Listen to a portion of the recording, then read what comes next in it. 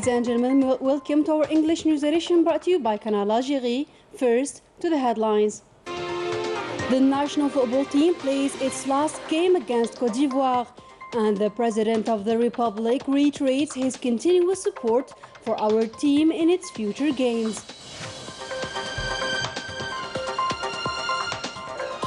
Algeria is witnessing a continuous increase in the COVID-19 cases, reaching more than 1,500 new confirmed cases.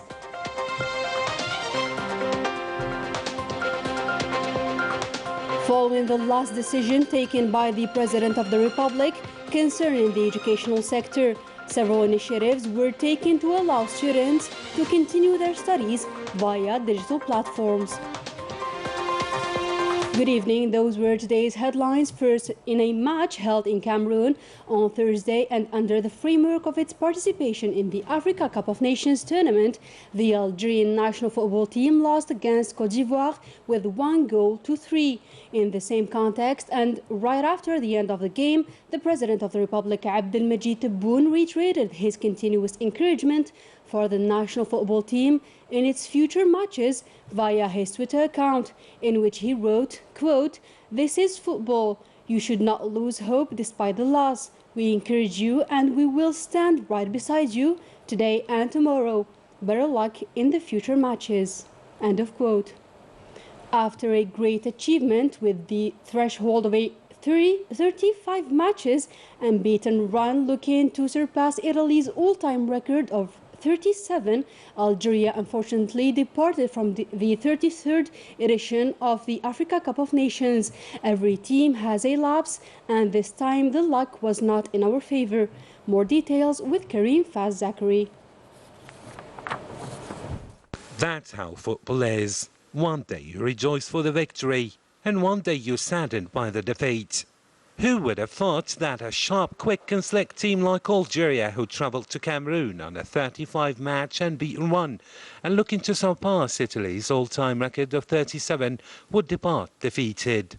That's the game of football. Nevertheless, Jamal Belmadi remains an extraordinary coach, and his players of a historic generation, no matter what.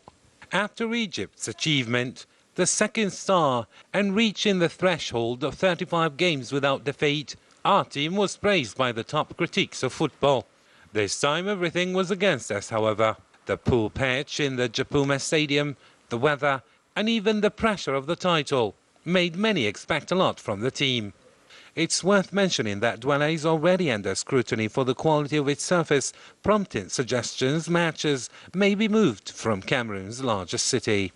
The team came out of the first round of this Africa Cup of Nations edition, but we're waiting for the two games to be with the top football teams and shine again on Qatar stadiums. Well, every team has lapse, but we're always behind you, Desert Warriors, in defeat and in victory all the time.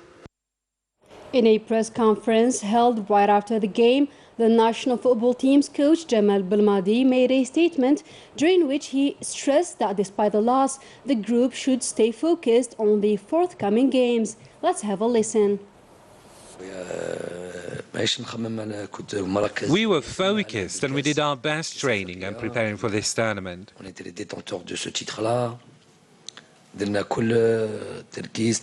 However, we didn't obtain what we came here looking for.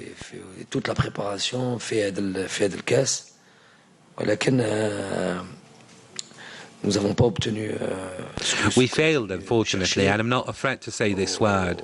It was a total failure.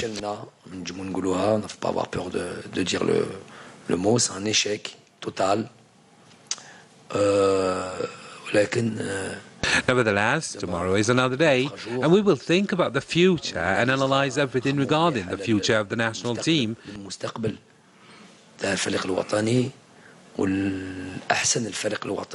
Because the national team is what matters the most. Here we need to help the team to represent the country and qualify in the World Cup of 2022. We will analyze this, and each one will be responsible. على كل حال là on parle de تصفية كأس العالم كأس qualifié pour كأس العالم ل 2022 بس عملنا on aura le temps d'analyser ça كل واحد يدير مسؤوليته. Jamal Belmadi further stated that he has a clear idea on what should be and what should not be done to make things better. Of course, we will take the time to analyze what was wrong, what we have to improve absolutely and very fast, because the qualification of World Cup will come fast as well. So today is too soon. I have already, of course, some idea. I have some formations about what we didn't make good, what we could make better. Of course, obviously, there is a lot of things that we could make better, but now it's too soon to say. For his part, the Chief of Staff of the National People's Army, Lieutenant General Saeed Shingriha, sent a message of encouragement for the national football team, in which he stressed his continuous support for the team and said that one should not forget the titles and victories which they achieved. Despite their elimination, they will remain the heroes and joy makers in the eyes of the Algerian people. He concluded his message by wishing them best of luck in the qualification game for the 2022 Qatar World Cup. COVID-19 cases witnessed a significant increase in Algeria.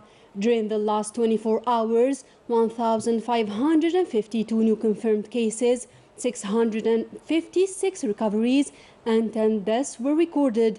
Health experts are calling for more vigilance, the respect of the preventive measures, and the mandatory wearing of face masks in public spaces. Still in the health sector, barrier measures remain in place at the Houari Boumediene International Airport, where all passengers must pass through a strict health protocol in order to stem the spread of the coronavirus. Melissa Kubash has the details.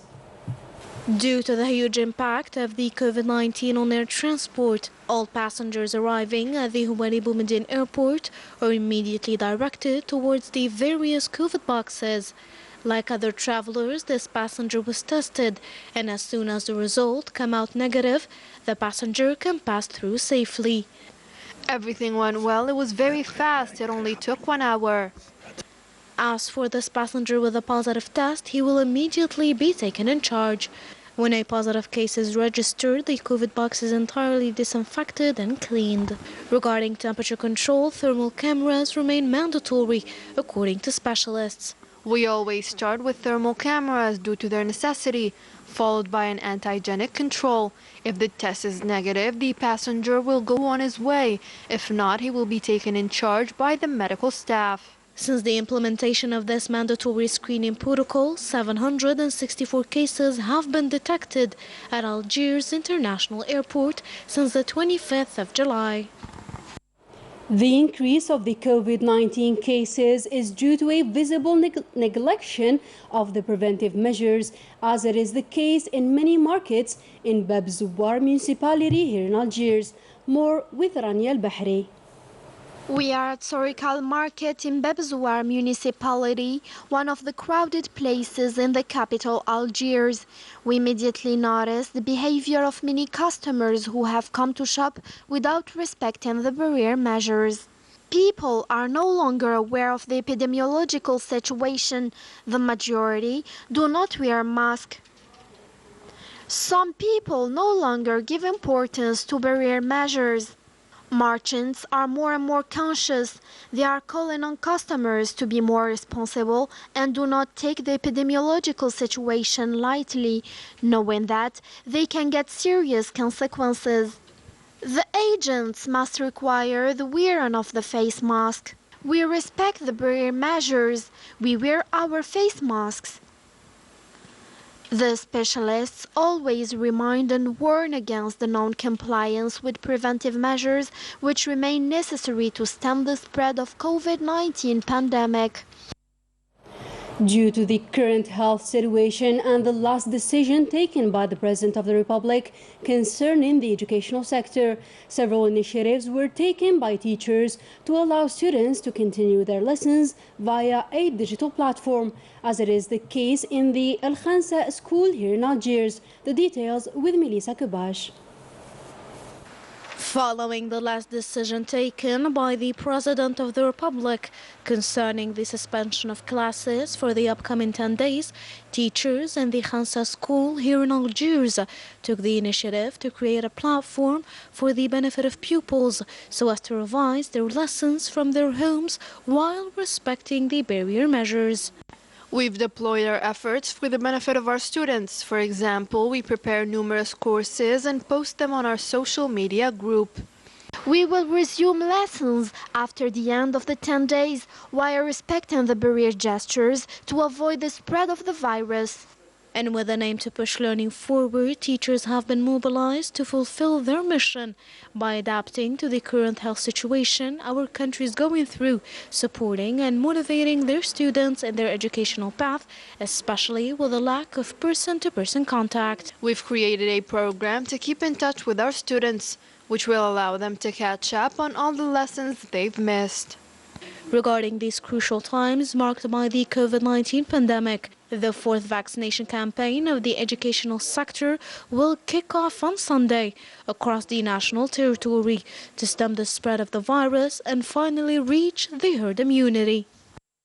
In a note addressed to the heads of the higher education institutions and to the General Director of the National Office of University Works, the Ministry of Higher Education and Scientific Research called for a precise and exhaustive evaluation of the health situation in universities in order to take a decision adapted to the situation in each institution by decreeing the suspension of courses, the change of teaching methods, or the postponement of examination.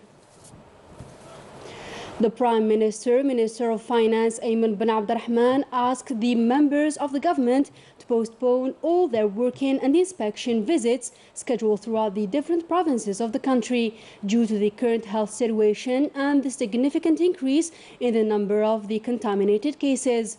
The Prime Minister also ordered the postponement of all meetings, study days and conferences until further notice.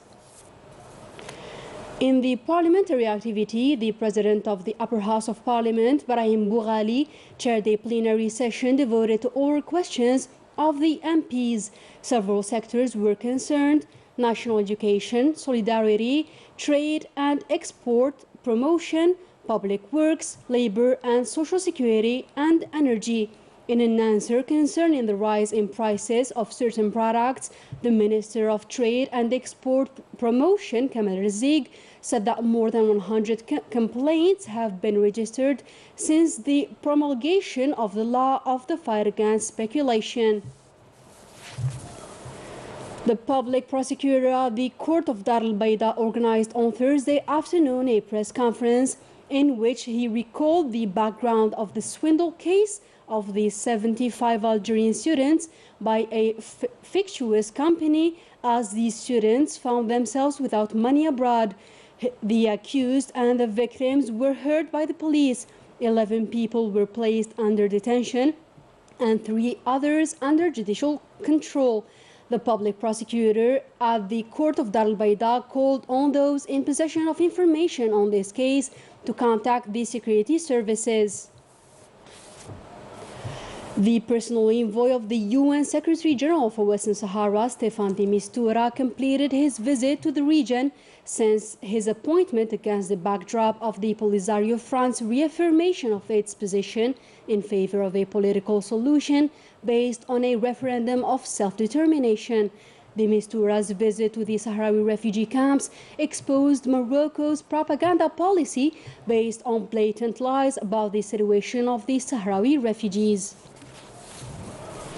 Several members of the Moroccan human rights associations in France held a rally on Wednesday in front of the European Parliament in Strasbourg. To demand the release of the political and opinion detainees and the respect of the fundamental rights in Morocco. That was it for our news for today. Thank you for tuning in.